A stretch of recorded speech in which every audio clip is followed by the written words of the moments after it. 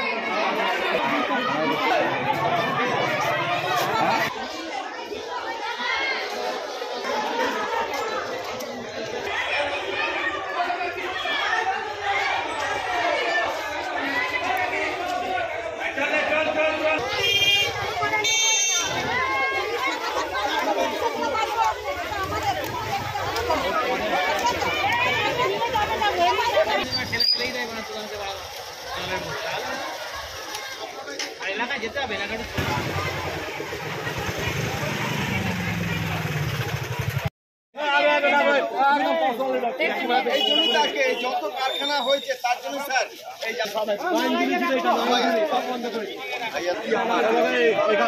চলো এখান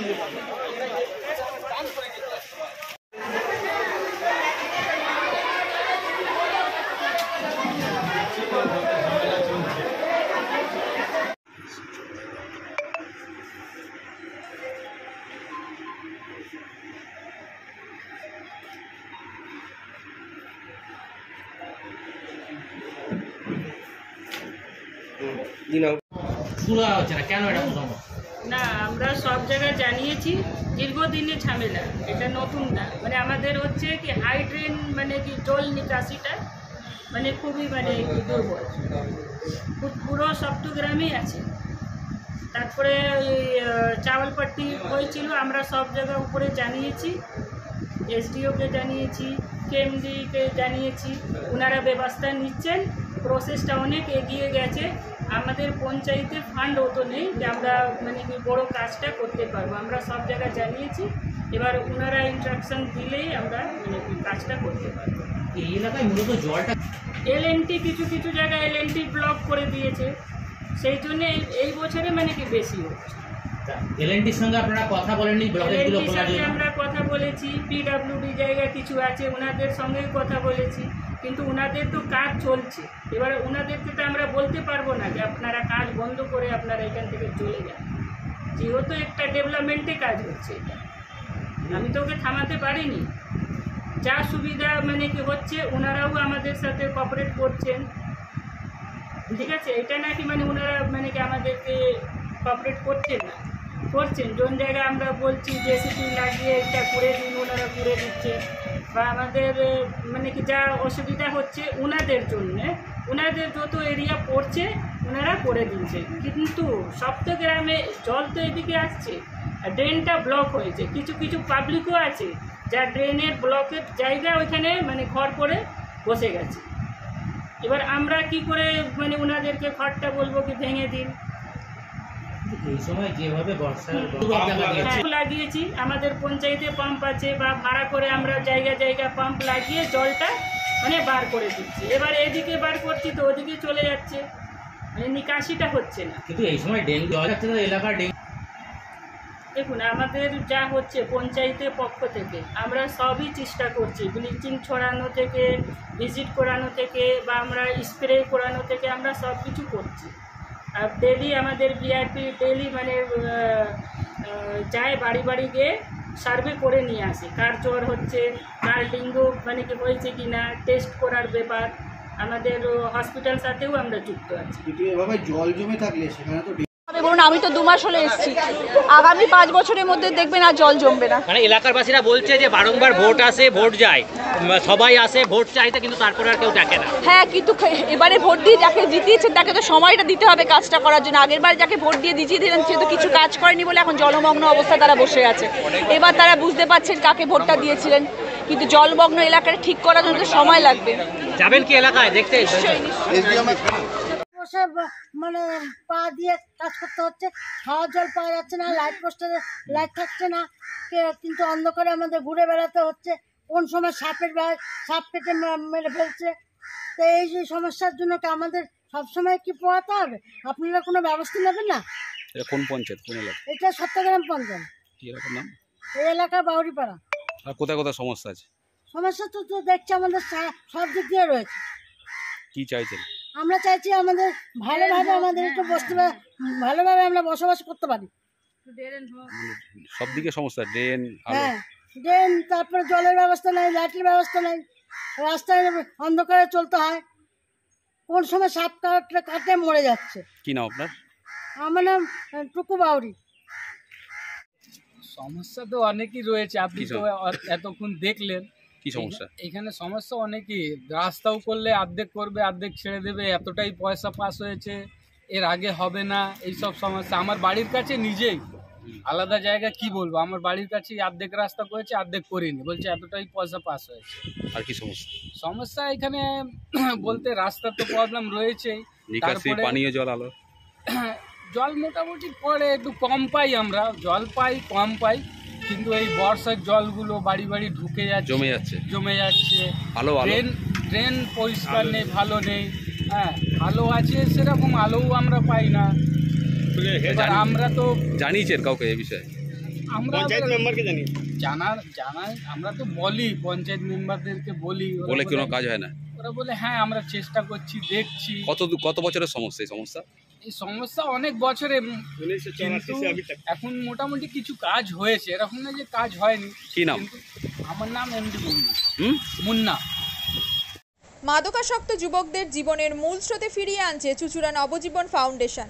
আজ থেকে 7 বছর আগে পথ চলা শুরু হয়েছিল এই সংস্থার। হুগলি জেলা থেকে শুরু হয়েছিল নবজীবন ফাউন্ডেশনের কাজ। আজ গোটা উত্তর পূর্ব ভারতে ছড়িয়ে পড়েছে তার ব্যাপ্তি। জেলা ও রাজ্যের হাজার হাজার মাদকাসক্ত যুবকদের মানসিক ও শারীরিক চিকিৎসার মধ্যে দিয়ে সুস্থ জীবনের পথে ফিরিয়ে আনছে নবজীবন ফাউন্ডেশন। কী করে এই সংস্থাকে তিল তিল করে গড়ে তুলছেন বন্ধন নিউজ এর ক্যামেরার সামনে, সে কথা বললেন সংস্থার কর্ণধার চন্দন দাস। দেখি ওটার মধ্যে কি আছে, বা পাড়ার বড় দাদারা করছে, আমিও একটুখানি করি, ফিলিংসটা কি সেটা দেখতে যাই। এবং একটা সার্টেন টাইমের পর কি হয়, সেটা ফ্রিকোয়েন্সিটা তখন অনেক বেশি থাকে, গ্যাপ থাকে যখন শুরু করে, পরবর্তীকালে যখন নির্ভরশীল হয়ে পড়ে সেই একটা সাবস্টেন্সের উপর, তখন সেটা থেকে বেরোনোর জন্য সে নানা রকম চেষ্টা করে, কিন্তু তার ওয়ে আউটটা জানা নেই যে কোন রাস্তা দিয়ে গেলে নেশা থেকেও বিরত থেকে সুস্থ স্বাভাবিক জীবনযাপন করা যায়। তো আমি ভাবলাম যে শুধুমাত্র আমি সুস্থ স্বাভাবিক জীবনযাপন করলাম, আমার জীবনের সার্বিক উন্নতি হলো, বা আমার যেসব এম বা আমি জীবনে যে জিনিসগুলো করতে পারিনি সেগুলো আমি ফুলফিল করলাম, তাহলে তো শুধু আমার কথাই ভাবা হলো। তাহলে আমি এরকম কিছু কাজ করি যাতে আমার মতো আরও 5 জন আমার দ্বারা উপকৃত হয় এবং একটা সার্টেন টাইমের পর যখন মানুষ চায় যে ফিরতে, অথচ তার কাছে রাস্তা থাকে না, তখন এই একটা WHO ওয়ার্ল্ড হেলথ অর্গানাইজেশন একটা প্রসিডিউর বার করেছে। বন্ধন টিভিতে আপনাদের স্বাগত। শুরু করছি আজকের খবরের এই অংশটি নিবেদন করছে চুঁচুড়া নবজীবন ফাউন্ডেশন। ডাইনিং টেবিলের কাপ, ডিশ, প্লেট সহ রান্নাঘরের সামগ্রী আর ঠান্ডা গরম পানীয়র জন্য বিশ্বমানের flask, micro oven, mixer grinder, induction সহ আধুনিক রান্নাঘরের সামগ্রী উৎপাদন সারা বিশ্বে আলোড়ন সৃষ্টি করেছে বড়সিল। পাশাপাশি বিশ্বমানের সোলার গ্লাস, যা সোলার সিস্টেমের অন্যতম সামগ্রী তৈরি করে, সারা বিশ্বে নজির গড়েছে বড়সিল। দেশের বাজারে পাশাপাশি বিশ্ববাজারেও সব প্রতিযোগী কোম্পানিকে পিছনে ফেলে এগিয়ে চলেছে ভারতের বড়সিল। রাজস্থানের বড়সিল কারখানায় 1200 মহিলার কর্মসংস্থান হয়েছে। প্রতিদিন রাজস্থানের প্রত্যন্ত গ্রাম থেকে ওই মহিলাদের গাড়ি করে কারখানায় নিয়ে আসে কারখানা কর্তৃপক্ষ। তারা বড়সিলের বিশ্বমানের প্লেটের ডিজাইনে কাজ করে। দিনের শেষে তাদের গাড়ি করে বাড়ি ফিরিয়ে দেয় কারখানা কর্তৃপক্ষ। কর্মসংস্থানের এই বেনজির দৃষ্টান্তের জন্য বড়সিল কোম্পানিকে কুর্নিশ জানায় ভারতবাসী।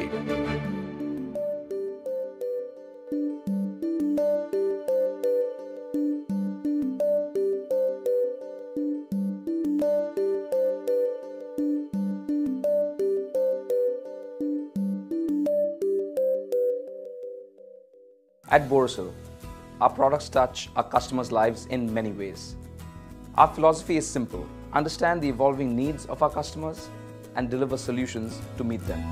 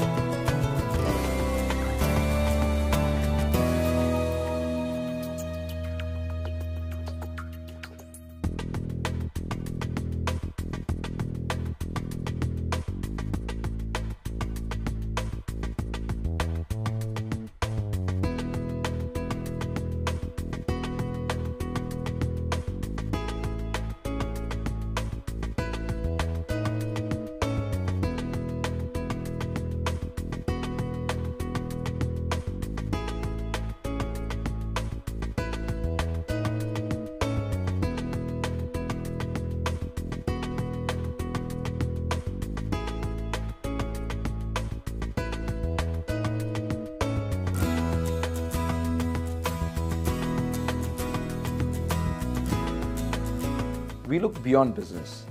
We promote green energy as well as provide healthcare and education for the underprivileged. In fact, this has been our heritage at Borosil.